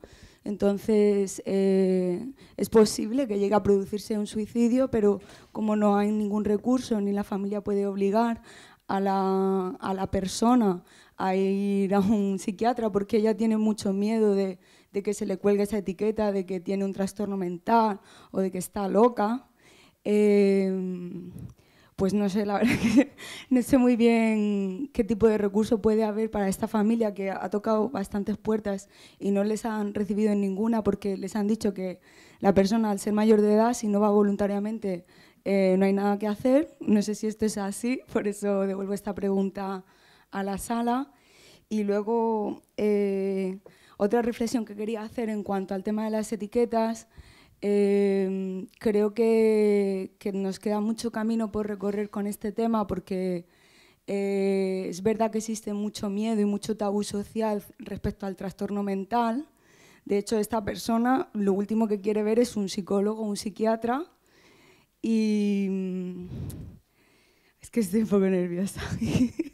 A ver, ¿cómo lo digo? Que la familia incluso también, ¿no? Entonces, creo que la salud mental, o sea, no sé, es una intuición, pero creo que sí que tiene que ser comunitaria, porque ni esta familia es capaz de acercarse a esos recursos, ni esta persona es capaz de acercarse a estos recursos. Las personas que incluso tenemos amigos que han tenido brotes psicóticos tampoco sabemos cómo nos tenemos que comportar. Y bueno, es verdad que creo que aún así para mí el panorama es esperanzador, porque creo que el hecho de que toda esta sala esté llena con un montón de gente que se plantea o al menos se cuestiona el uso de las etiquetas, pues creo que vamos en el camino, y que creo que desde luego se ha planteado si esto debe ser político o no. Yo creo que es un poco inevitable, porque aunque nosotros seamos profesionales de un ámbito, toda la comunidad es política. Cada decisión que tomamos dentro de una institución es política, y creo que tenemos que tomar partido, porque si no, o sea, el trastorno mental va a seguir siendo algo marginado socialmente y que la gente no quiere ver ni abordar, y creo que se deberían plantear experiencias de acercamiento a nivel comunitario hacia el trastorno mental. Ya está.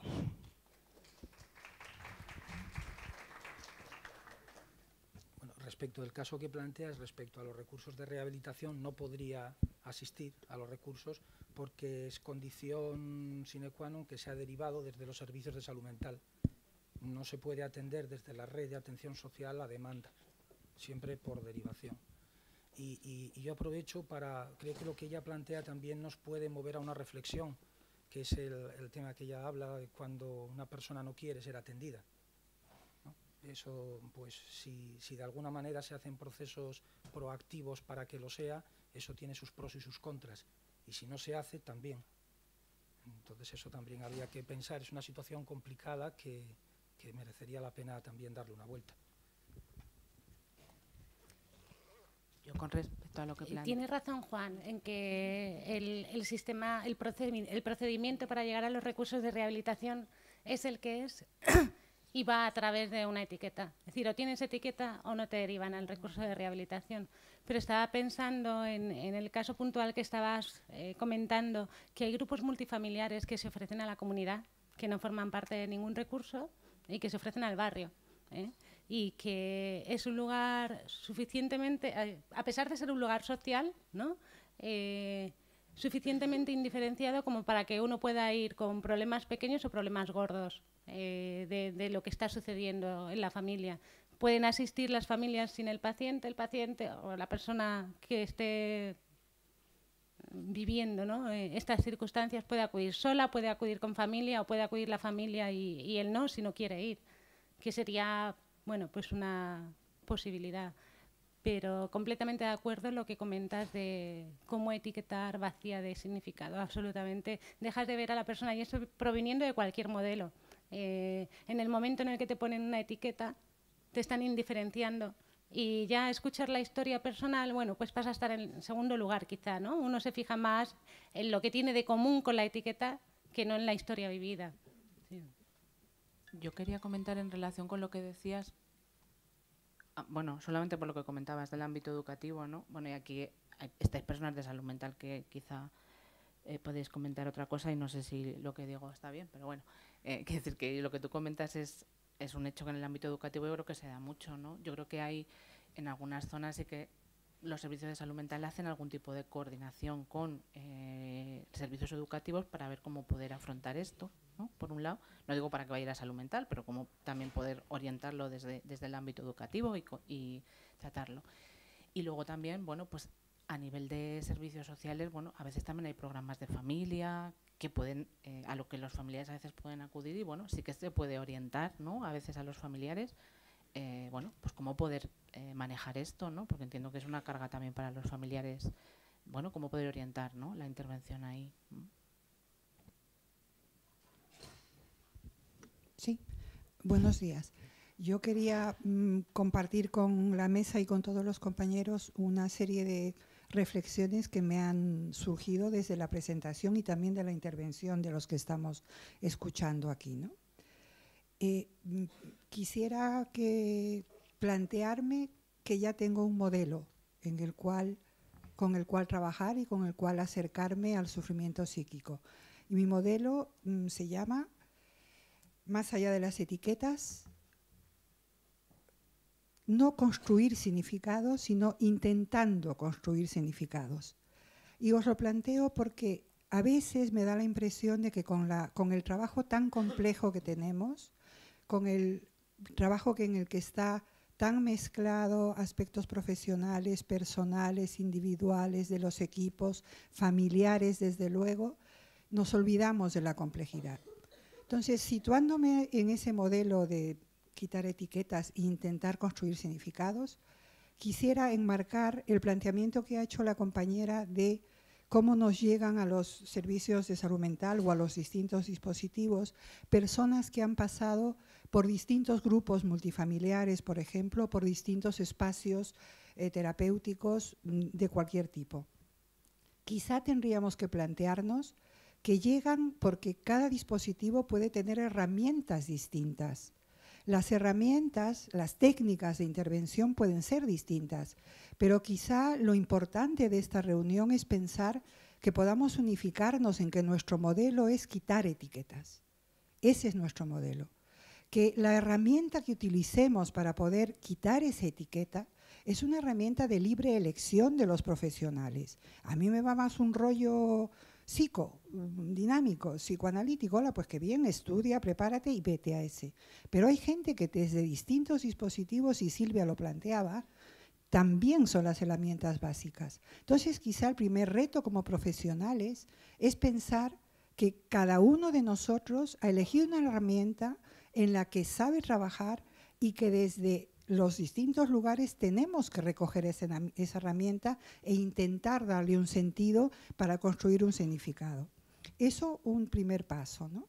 Otro paso que planteaba Pepe, perdonad que me enrolle 5 segundos, es el del vínculo. Veréis, estamos todo el tiempo vinculándonos y desvinculándonos. Cuando alguna persona acude a los dispositivos, tanto de salud mental como los dispositivos de rehabilitación, lo primero que trabajamos es que se vincule a nosotros y después que se vaya desvinculando. Pero resulta que es que el ser humano somos un cúmulo de vínculos y lo que se trata es de, por eso decía, intentando construir significados, porque lo que intentamos hacer o deberíamos tener como objetivo es intentar cambiar los vínculos. El que los vínculos sean vínculos más flexibles, que infrinjan menos sufrimiento, que nos hagan pasar por los distintos sitios con menos carga y con menos coste. Pero no vamos a dejar de vincularnos. Yo estaba pensando, yo sigo vinculada al servicio de salud mental y estoy jubilada. Entonces, ¿qué hago? Como estoy jubilada, ya no tengo que vincularme. Oye, lo siento mucho. Tengo muchos afectos en determinadas personas y en el espacio que no estoy dispuesta a desvincularme. También estoy jubilada, con lo cual no debería de estar aquí. Y hay algún que otro jubilado que también está por aquí. Entonces nos vamos, porque ya tenemos que desvincularnos. A veces nos colocamos en una situación teórica demasiado tajante, que se desvinculen de todo. No. A lo mejor que cambien de vínculo, que los espacios donde las personas hayan pasado sean espacios que queden en ellos con afecto, con cariño, con algo que se les ha ayudado. Ese debía ser nuestro trabajo. Pero claro, lo primero que tenemos que poder hacer es matizar en nosotros esa visión. Matizar en nosotros el que no es desvincularse, sino cambiar de vínculo. Es cambiar de militancia, ¿no? yo no estoy vinculada a mi familia igual que cuando tenía 7 años, pero sigo vinculada. Nuestro trabajo tendría que ser quitar la etiqueta y que la etiqueta que tuviéramos todos sea ciudadanos. ¿Qué os parece? Todos somos ciudadanos, pero claro, esos ciudadanos después se reúnen en grupos, yo me reúno aquí, ustedes se reúnen en otros sitios. Ese quizá es como el objetivo al que tendríamos que poder llegar, ¿no? Y a mí me parece que lo que están planteando en la mesa y lo que se está recogiendo en la sala va por ese camino, con lo cual yo estoy encantadísima. Gracias.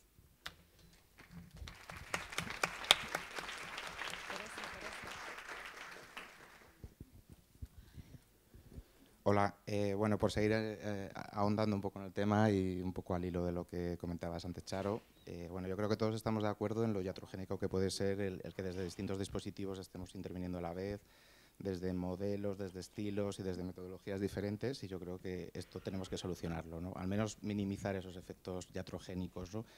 El cómo hacerlo, pues yo creo que no es el camino el tratar de apropiarnos de determinados campos de la intervención, en este caso la intervención con familias, ni desde ninguna institución ni desde ningún corporativismo. Entiendo yo, aquí se está hablando mucho, yo creo que ese es el camino.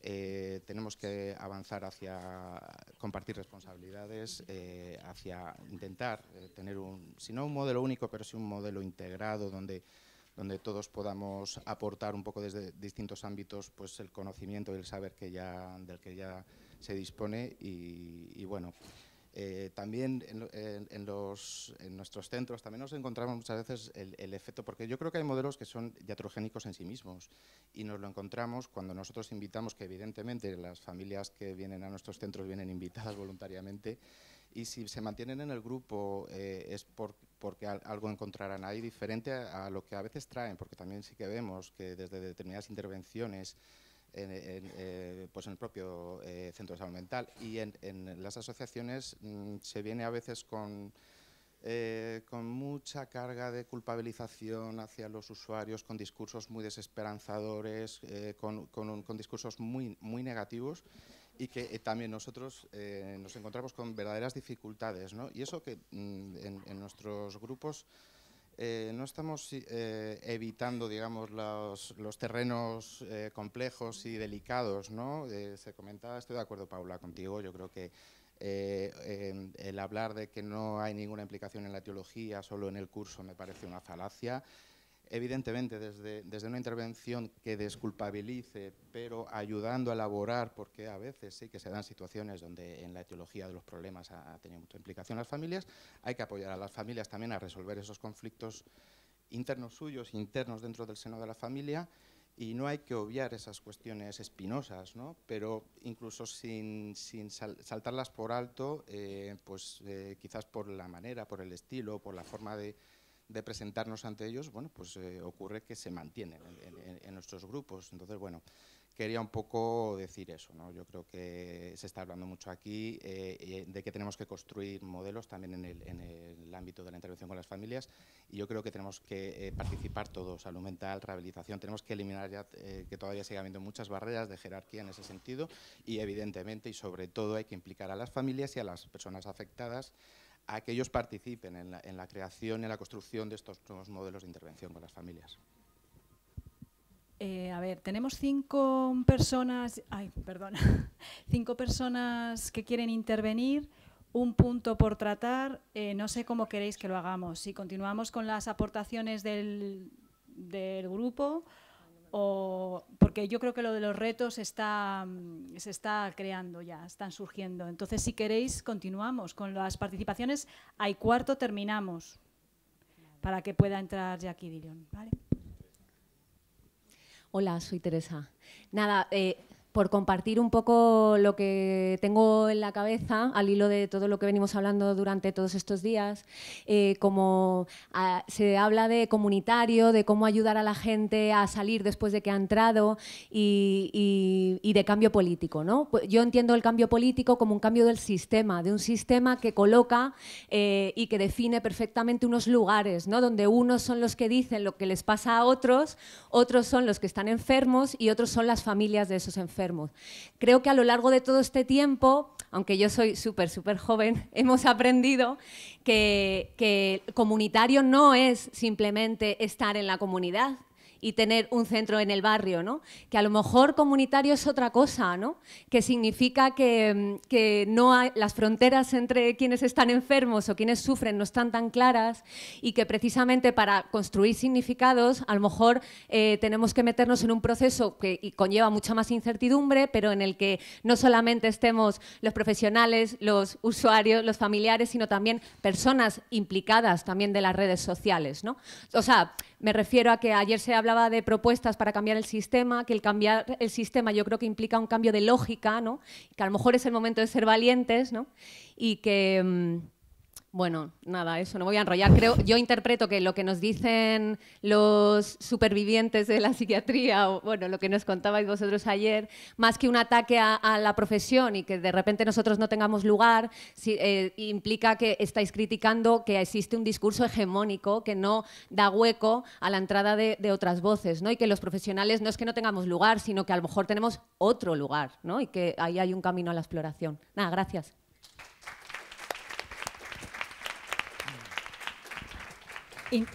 Si podéis intentar que las intervenciones sean así breves para que nos dé tiempo a todos y a Mariano, que ha pedido la palabra hace un millón de tiempo. No, que no quiere la palabra ya. Bueno, yo me llamo Sara, llevo unos 10 años más o menos trabajando en la red de atención social y un poco también pensando en esta idea de la construcción de modelos y en esto que planteabas tú también, Silvia, que traías de la pelea de modelos tradicional que viene ocurriendo en todos los sectores, pero en nuestra red también. Y también recogiendo lo que planteaba la compañera trabajadora social, que no recuerdo, de qué pasa cuando se atiende a una familia en el CSM, se la evalúa, luego va al equipo de apoyo, se la evalúa, se interviene, luego va al centro de día, se la evalúa, se interviene, luego va... Simplemente, y por recoger también lo que planteaba Jesús, aportar como un giro, que era que me estaba girando en la cabeza, que tiene que ver con más que buscar el lugar desde donde se tiene que intervenir con las familias, plantearnos, y también desde la práctica, o sea, digo que llevo 10 años trabajando en rehabilitación porque obviamente he sido disciplinada en los modelos de la rehabilitación psicosocial, pero estoy aprendiendo después de 10 años que modelos psicosociales hay muchos. No es solo la rehabilitación psicosocial, lo psicosocial, sino que hay otros muchos modelos. El modelo multifamiliar es un modelo psicosocial también. Entonces me planteaba hasta qué punto, en lugar de discutir dónde se tiene que atender a las familias, quizá podemos pensar que desde la práctica lo que nos estamos encontrando es que si una familia lleva 10, 20 años siendo atendida desde diferentes dispositivos y la demanda persiste, para mí, éticamente, desde mi práctica, no me queda otra que pensar que no lo estamos haciendo bien. Claro. Y esto no es una guerra de teorías, es simplemente la evidencia de la práctica, no la evidencia de las guías de práctica clínica que todos sabemos quiénes pagan, sino la evidencia de lo que ocurre, las demandas de las familias y de las personas persisten. La gente llega a nuestra red después de 10 años de ser diagnosticado. Y hay gente que está en centros de día que lleva 25 años diagnosticada. Obviamente yo éticamente no puedo sentarme con esa familia y contarles nada más y volver a reproducir el mismo discurso que llevamos reproduciendo 25 años.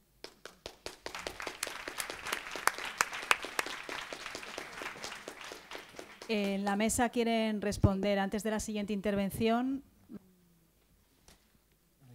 Yo lo hago para defender la red de atención social, que creo que ha aportado mucho y ha contribuido a la mejora de muchas personas que tienen problemas psiquiátricos crónicos muy graves y a la ayuda de sus familiares. Y bueno, se puede cuestionar la evidencia de los estudios clínicos y se puede cuestionar la evidencia de quien cuestiona eso también. Y por otra parte también decir que parece ser que hay un número de personas, a lo mejor eso también es equivocado, ¿no? Entonces igual hay que mandarles fuera y que sigan viviendo. Hay un número de personas importante, por eso la red, desde mi punto de vista, ha tenido el acierto de crear los centros de día, que necesitan, por el deterioro que tienen y la gravedad de la problemática, un soporte y un apoyo y un refuerzo a los aprendizajes continuado en el tiempo. Esas son las personas que deberían de seguir teniendo una atención, porque si se les deja, las cosas no van bien. eso no quita o no es óbice para que efectivamente cuando tenemos intervenciones muy prolongadas, pero no solo ahí, sino en todo momento nos estemos cuestionando y preguntando si lo que hacemos lo hacemos bien. Para eso también creo que hemos olvidado muchas veces trabajar por objetivos. Cuando se trabaja por objetivos, si están bien operativizados, se saben si esas cosas se cumplen o no se cumplen. Y entonces... ¿Cómo, perdona? ¿De quién son los objetivos? No, yo creo que los objetivos no son de nadie. Los objetivos se marcan, por ejemplo, que una persona sea SEO o lo que sea, no son de nadie, es la vida de la persona. Es la vida de la persona. La rehabilitación trata con las cosas de la vida de la persona, no con otros asuntos. Y la rehabilitación no debe de estar ahí cuando la persona, con sus soportes, también muchas veces hablamos acompañar. Yo creo que lo primero, quien debe de más acompañar son las redes naturales, sociales, esos son los que mejor lo hacen. Entonces nosotros debemos de retirarnos de ahí lo antes posible. Por lo tanto, cuando una persona vemos que tiene capacidad para funcionar ella por sí misma y con sus apoyos naturales, como todos lo hacemos, debemos de ir retirándonos de ahí. Es sencillo, creo. Y creo que esto lo ha venido haciendo la red siempre y que ha funcionado bastante bien, bastante bien. Y también tiene que ver con el modelo por el que optemos. En mi tierra pues está más en boga los tratamientos asertivo-comunitarios. Bueno, pues aquí se ha entendido que es mejor una red de recursos. Pues a lo mejor no es así, lo tendrán que cambiar. Y por otra parte, yo como ciudadano quiero que intervengan en estos asuntos los poderes públicos, pues son recursos públicos. No me gustan los centros concertados 100% que tienen un ideario y que hacen allí lo que os dé la por la santa gana cada uno. Entonces también en los recursos de rehabilitación psicosocial, que son recursos públicos, hay una directriz, y desde mi punto de vista debe de haberla, de los técnicos de la consejería, pues son recursos públicos. Yo solo un matiz con los tiempos, que es que estoy oyendo cosas de los tiempos y a mí me chirrían un poco algunos, ¿no? Hay personas que se mantienen tiempo en los recursos, hay personas que se mantienen menos, pero hay personas que se mantienen tiempo en los recursos y siguen haciendo su vida y haciendo cambios en su vida y empoderándose y viviendo cada vez de forma más independiente, aunque mantengan alguna vinculación con los recursos, ¿no? Que tengo la sensación de a veces se plantea como que si alguien está en algún recurso de rehabilitación es como si estuviera detenido, y yo afortunadamente creo que no, ¿no? O sea, hay muchísima gente en la que yo creo que la gente también necesita sus tiempos, ¿eh? Y bueno, yo creo que en trastornos mentales de larga duración la gente necesita sus tiempos de construcción, de todo, pero bueno, que creo que no, que hay gente que crece mucho y sigue haciendo mucho sus vidas aunque se mantenga en un recurso. Sí, yo precisamente iba a recoger eso. Aunque pasa mucho tiempo, a veces es necesario, porque la relación con las personas es distinta. No es el mismo apoyo inicial que después. Precisamente, uno de los problemas que yo veía en los recursos rehabilitadores es que es todo o nada. O sea, entran y vamos, de todo. O sea, evaluación, no sé cuántos, objetivos, patín, patán, la familia, el no sé qué. Dices, concho, esto ya... Pero claro, después de un tiempo se ve que no todo el mundo, porque yo creo que nadie está recuperado del todo, o sea, que los demás estamos como estamos, o sea, es que no hay esa frontera interna que tenemos que tener en clara. Yo no tengo tan claro que sea etiqueta o no etiqueta, es cómo te sientes tú con el otro que tienes enfrente. Porque yo le puedo decir a una persona, mire, porque yo les llamo de usted a los pacientes, pero eso no significa que la cercanía y sobre todo la igualdad se perciba. Vamos a poner este diagnóstico para entendernos usted y yo. Le vamos a llamar así, o le voy a llamar así, que le parece como... Entonces, lo que yo trabajo, porque claro, esto está muy fácil, dice, vamos a quitar las etiquetas. Vale, pero luego, ¿quién va de urgencias a ver a la chiquita esta que poco más y se mata? ¿Quién va? Servidora. Con la ambulancia, los bomberos, la policía, ¿no? Porque está en riesgo su vida. Luego ya verás si quiere vivir o no, pero a lo mejor ese momento no está en situaciones de poderlo decidir. Y tienes que decidir por ella. Y es muy duro, y es muy difícil, y es terriblemente culpabilizador a veces. Pero no hacerlo también lo es. Y eso nos toca con etiquetas. Lo que yo planteo es, no se trata de poner la etiqueta o buscar un significado, se trata de ver qué significado le estás poniendo a la etiqueta. O sea, ¿qué significa la etiqueta? ¿Me hace diferente? ¿Me hace menos persona? ¿Me hace menos importante? ¿Me hace menos valioso que tú? ¿Te pongo la etiqueta como si te llamara de usted en plan despreciativo? ¿O te llamo de usted porque estoy a tu servicio, en lo que tú me puedas utilizar? Eso ya depende de cada... Perdonad, tenemos que dejarlo porque me dicen que además Jackie Dillon tiene que coger el avión y si no lo pierde, y además tenemos que coger la traducción. Entonces, tenemos que dejarlo aquí. Lo siento. Muchísimas gracias por la participación.